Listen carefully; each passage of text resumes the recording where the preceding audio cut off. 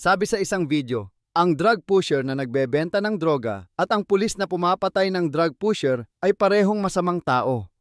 Ang basehan nito ay ang pananaw na lahat ng pulis ay pumapatay ng labag sa batas. Sa kabilang banda, ganito ang pananaw ko. Ang drug pusher ay kriminal. Ang pulis na pumapatay sa drug pusher ay tagapagsugpo ng kriminal. Ang basehan ko naman ay ang ideya na ang pulis ay gumaganap sa kanyang tungkulin alinsunod sa batas. Pareho itong pwedeng ituring na makitid na pananaw dahil ang realidad ay hindi kailanman one-sided. Ngunit nagsasalita ako mula sa karanasan. Mas naramdaman ko ang kaligtasan sa kalye noong may malinaw at matapang na aksyon ang mga pulis laban sa ilegal na droga.